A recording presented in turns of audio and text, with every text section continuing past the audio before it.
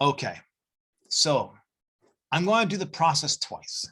I'm going to show you how to sketch a quadratic equation, a quadratic with a cross term, x times y, because the techniques I just showed you and the techniques you're normally learning, like a college algebra or a pre-calc class, to graph conic sections doesn't work if there's a cross term.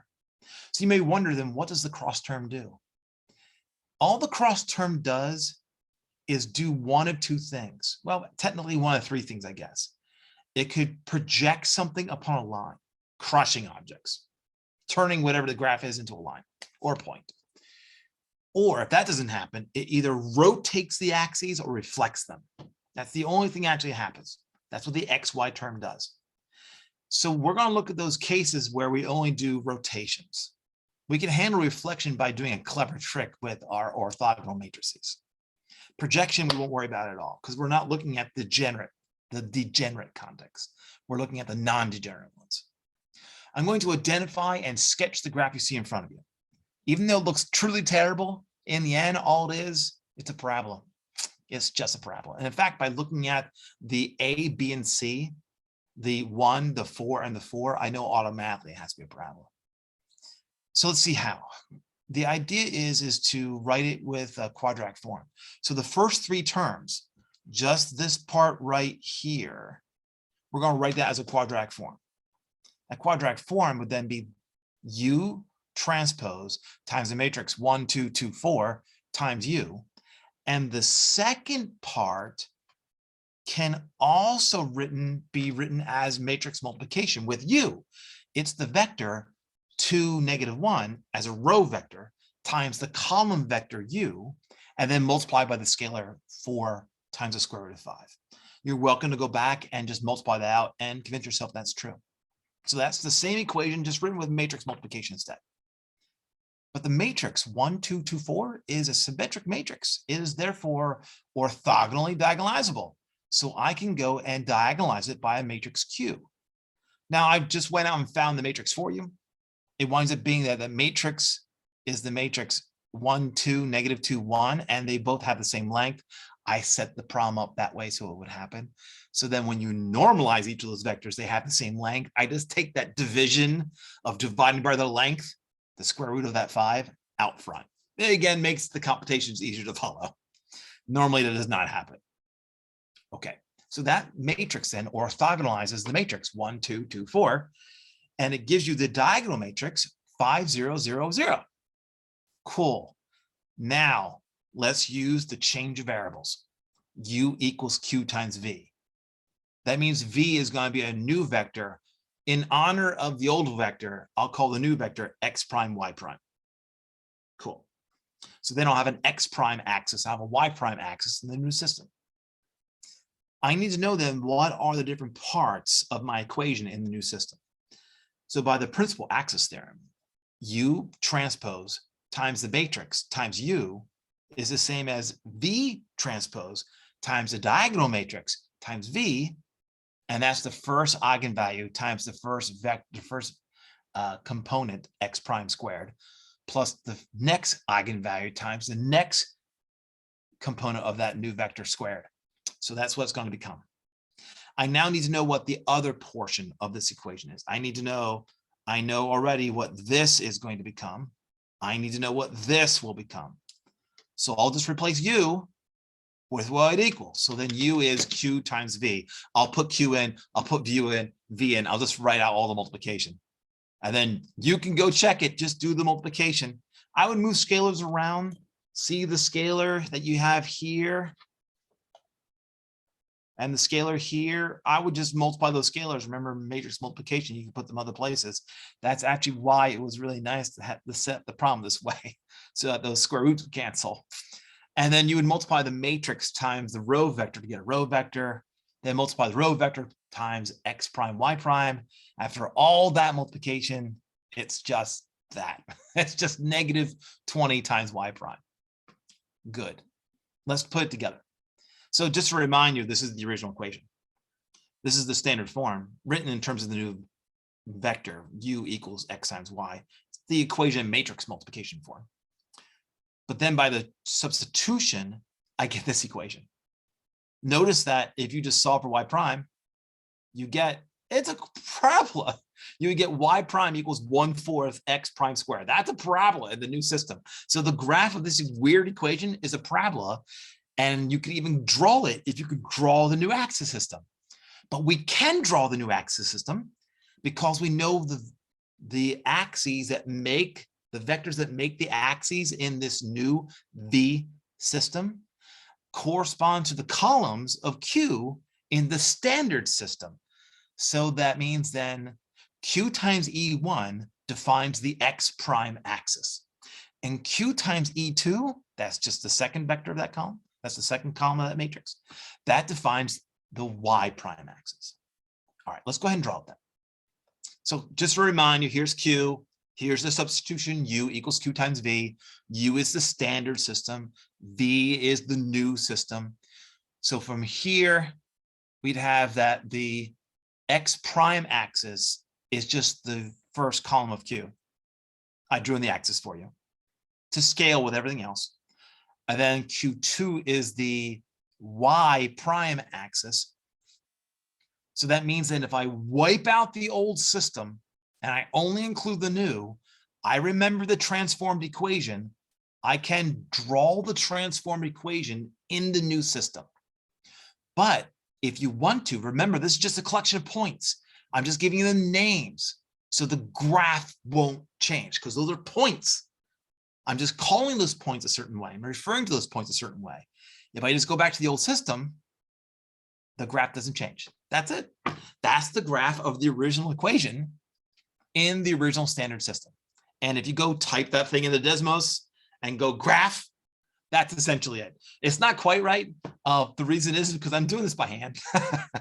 So the curves aren't quite turning at the right places, but I try to make it be close. I try to make it close. Good. Let's do it again. Let's just do it again. So starting from the beginning, we start with some wacky quadratic equation. Once again, we have that cross term. So there's some kind of rotation of axes or reflection or projection going on. I just want to know what's going on. Now I'm setting up the problem so there's no projection. So we get one of the non-degenerate cases. So in this case, in the end, by looking at just the A, B, and C, just looking at 5, -6, and 5, I instantly know because of that, that thing has to be a ellipse. It's got to be an ellipse. If it's going to be non-degenerate, it's got to be an ellipse. To see why, I'll write this as quadratic form. So the first part right here, this bit, I can write as a quadratic form. And then the second part, I can also write as matrix multiplication, where the vector u is xy. It's just the square root of 2 times the vector in row form, -1, -17, times the vector in column form, xy. You're welcome to go ahead and multiply that out and so you get the same thing. You might wonder, I wonder why Professor Dugan put that square root of 2 there. It's because things balance out better if I do that. Also, the equation becomes nicer. So let's go ahead. We know that that matrix 5, -3, -3, 5, that's a symmetric matrix with real entries. It is orthogonally diagonalizable. So then I went and found a orthogonal matrix that does it for you. And lo and behold, the two vectors that orthogonalize this particular thing, they happen to have the same length. And the length of those vectors is the square root of 2. So if I wanted to write the matrix Q, I have to divide the first column by the square root of 2. I have to divide the second column by the square root of 2. I just didn't feel like doing that. I put the scalar up front. So that is the orthogonal matrix. The diagonal matrix is the matrix 8, 0, 0, 2. It's the matrix whose main diagonal is the eigenvalues, and it's a diagonal matrix. Great. That means then I can use a change of variables. I'll say U equals Q times V, where V will be my new system, X prime, Y prime. That means I need to know what the equation becomes in this new system. Thing is, though, by the principal axis system, I know what this becomes. It has to be V transpose times the diagonal matrix times V, and that is the first eigenvalue 8 times the first component of the vector in the new system, x prime squared. You then have 2 times the next component in that vector, y prime squared. So I now know what that piece becomes. To find out what this part becomes, I just go ahead and replace u with what we have. That's q times v. So I know what Q is, and I know what V is. I'll just write it down. There you go. And notice I very carefully crafted the problem so that we had a multiplication of square root of 2 and a division of square root of 2. So the scalars just cancel. Just by multiplying everything out, then you get this. Good. We now know what the second part of the equation is. Notice the 18 is not part of it at all. That's just sitting there. So rehashing. We have this equation. By writing it in matrix form, using part of it having a quadratic form, we get that. But then after the substitution, it becomes this equation in the new V system, x prime, y prime.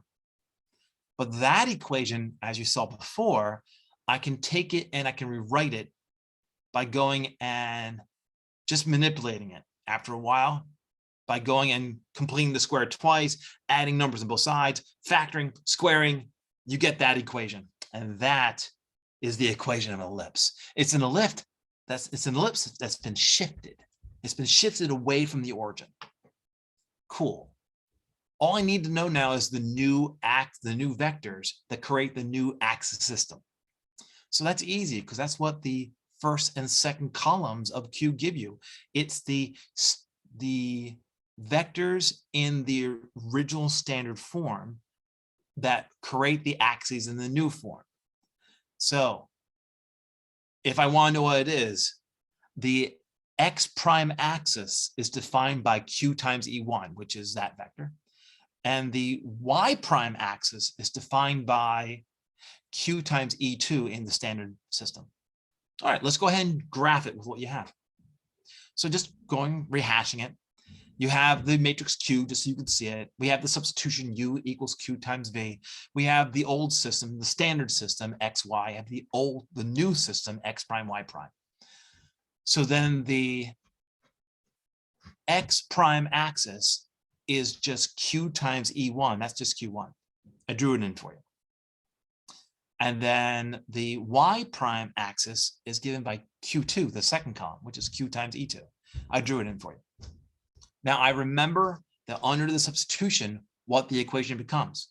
So if I get rid of the old system, I can draw the new form of the equation in the new system. That's that graph. It's an ellipse. It's been shifted in some way. But then remember now, this is just names of points. The points don't move. It's just calling the points a different thing. So if I go back to the original system, back to the original equation, the graph doesn't move. And that's it. That's the correct graph. If once again you type this into Desmos and compare it with what you see on the screen, it's really pretty close. It's really pretty close. Again, I'm doing this by hand. So like there's some stretching here and there. The squares, the graph that you see that creates the actual axis system, all those little squares, they're not actually squares. They're off by a little bit. And because that things are stretched a little bit, just a little bit, but it's really close. It's really close to the truth. And that there is an application of using orthogonal diagonalization. And there's many, many more. Oh my, there's many, many more. It's just that this is one that you guys can handle with what you currently have as a background. With more things you learn, the more opportunities you'll have to use linear algebra. And that's it for this application.